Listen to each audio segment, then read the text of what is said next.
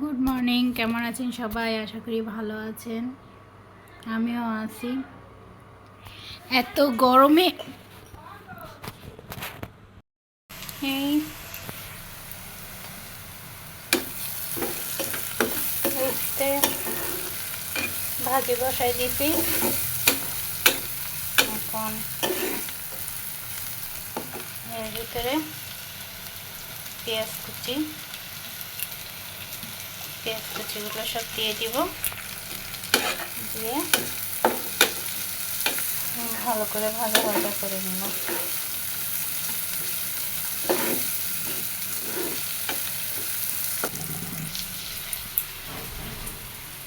এদিকে ভাত বসাইছি, ভাত হচ্ছে। শাড়ি পরে নিছি,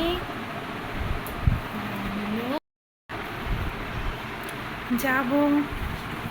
এখানে একবারই কীর্তন হচ্ছে, ভোগ আছে, সেইখানে যাব।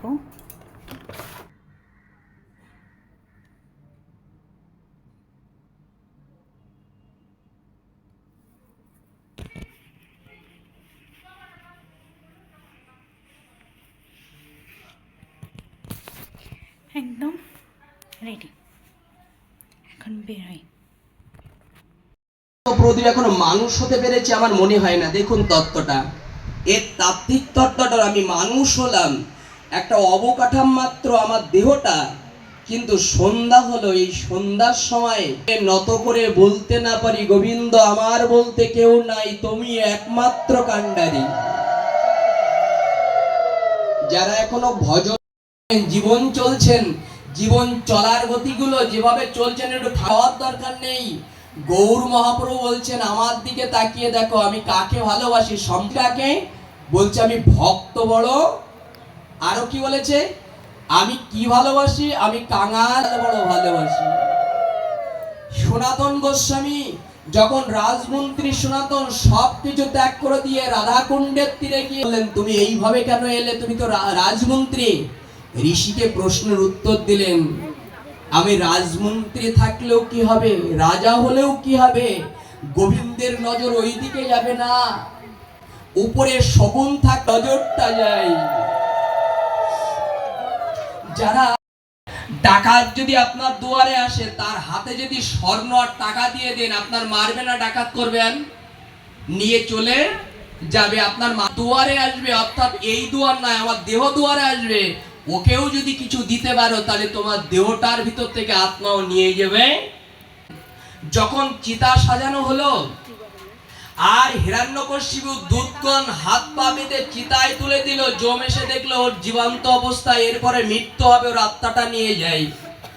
তো জীবনটা দেখুন, আমরা কৃষ্ণ নাম করতে চাই না, কিন্তু কৃষ্ণ যখন প্রহ্লাদকে তুলে দিচ্ছে আমার গোবিন্দের চরণে হাত জোড় করে বলছে, গোবিন্দ আমার বড় সৌভাগ্য, কোনোদিন কোনো কিছু চাইনি, গোবিন্দ তোমার নাম করতে করতে আমার কৃপা করে আমি তোমার জ্বলন্ত চিতায় উঠবো, কিন্তু অনুরোধ একটাই, বিদায়ের সময় যেন আমি কৃপা করে ব্যথার মাঝেও যেন তোমার এই নাম করতে পারি, যেন কৃপা করে আমার নাম ছাড়া করো না।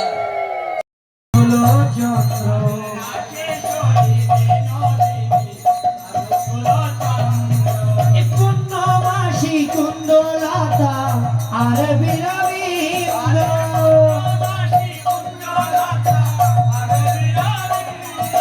জয় নন্দ যশোমতি জয় গোপিকা বৃন্দ,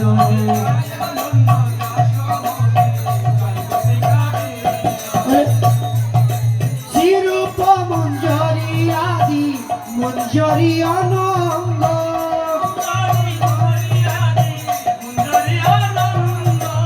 শ্রী চৈতন্য নিত্যানন্দ রূপ সনাতন,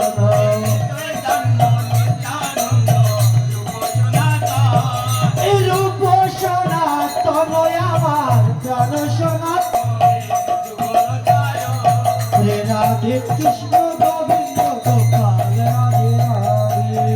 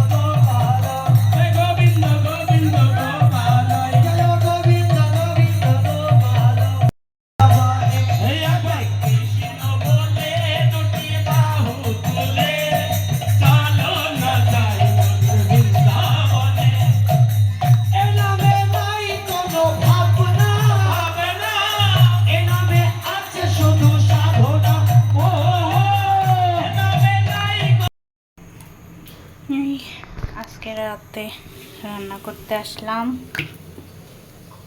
কড়াই গরম হয়ে গেছে, কড়াইতে এখন তেল দিয়ে দিব।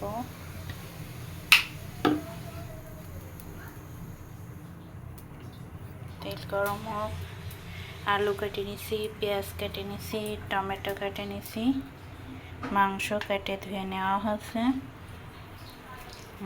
জিরে আদা রসুন বেটে নেব। এখন তেল গরম হলে এর ভিতরে আলুগুলো ভেজে নেব।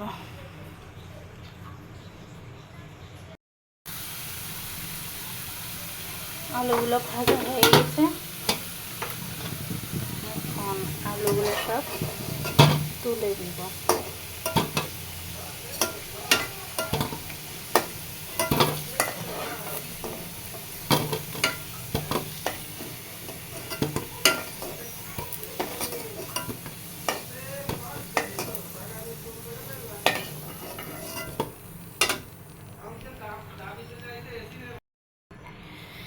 আলু ভাজা হয়ে গেছে, আলু নামাই নিছি। এখন আর একটু তেল দিয়ে দিব।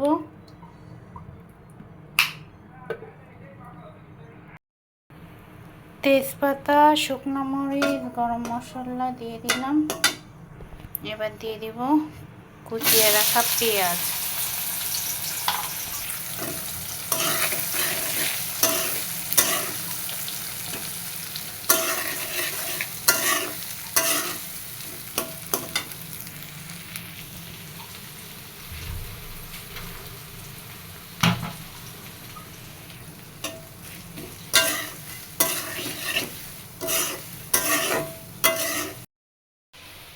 পেঁয়াজ ভাজি হয়ে গেছে, এখন এর ভিতরে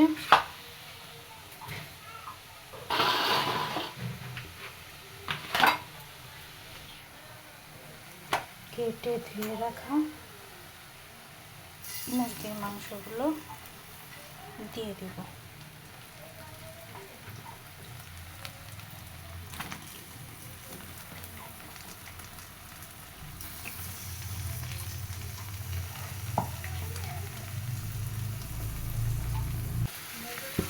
এবার পেঁয়াজের সাথে মাংসটা ভালো করে ভেজে নেব।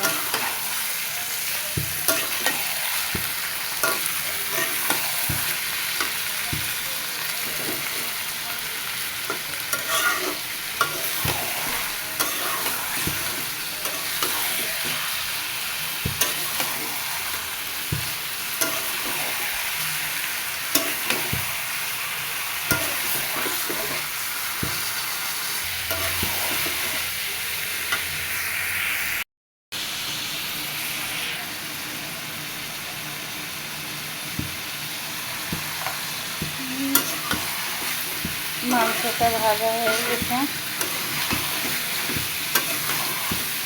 মাংস থেকে জলও ছেড়ে দিছে। এখন আমি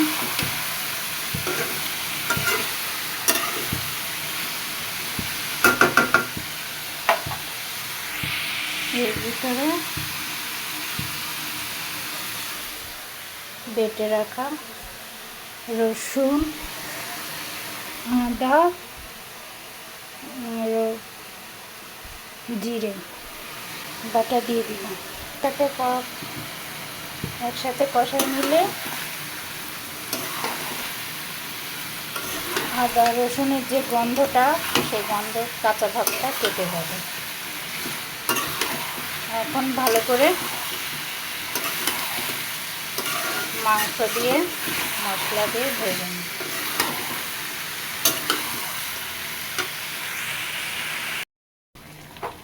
এখন আমি এর ভিতরে ধনের গুঁড়ি আর শুকনো মরিচের গুঁড়ি দিয়ে দিচ্ছি।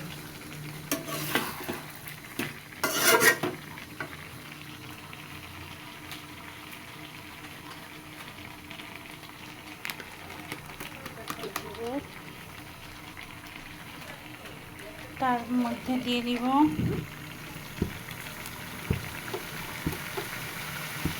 পরিমাণ মতো লবণ,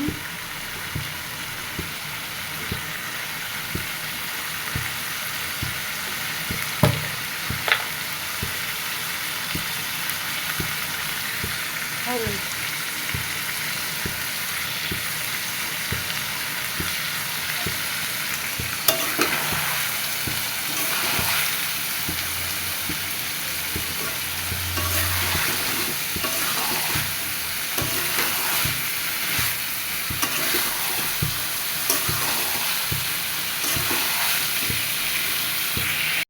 এখন এর ভিতরে কেটে রাখা টমেটো কুচিগুলো সব দিয়ে দিব,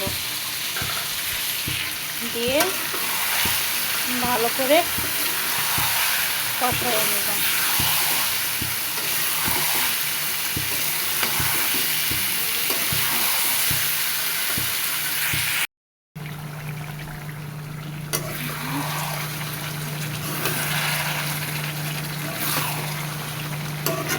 এটা ভালো করে নাড়া দিতে হবে, একটু ঘন ঘন, যাতে তলায় লেগে না যায়।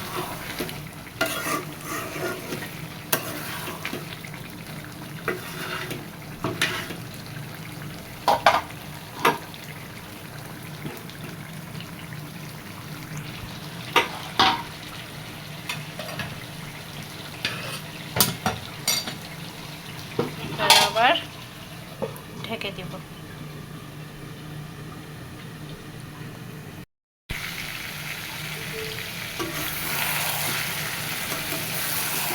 মাংস কষানো হয়ে গেছে, এখন এর ভিতরে আলু দিয়ে দিচ্ছি। এখন এতে ঝোলের জল দিয়ে দিব।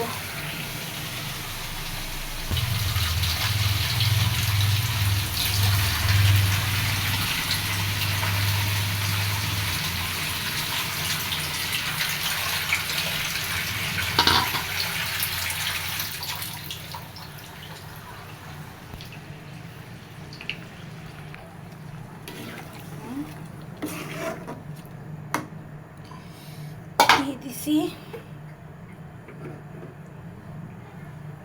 এটা এখন ভালো মতো এখন ফুটুক, ঢেকে দিব।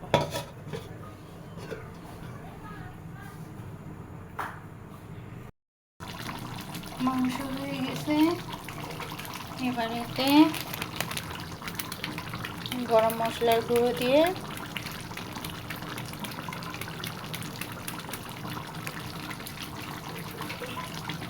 চুলা অফ করে ঢেকে দিব।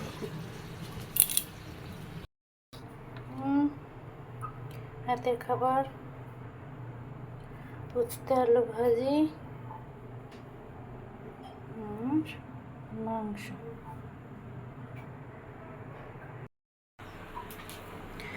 Good evening. এখন গুড ইভিনিং না, গুড নাইট হবে।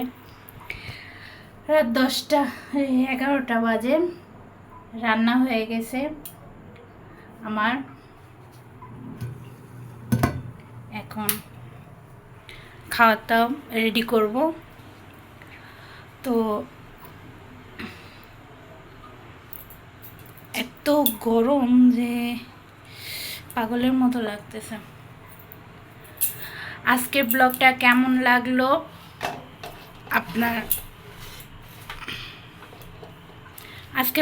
কেমন লাগলো রান্নাগুলো কেমন হলো সব কিছু জানাবেন। আর এই গরমের ভিতরে এই পরিবেশে যে যেখানে আছেন সুস্থ থাকবেন, সাবধানে থাকবেন, ভালো থাকবেন। টাটা।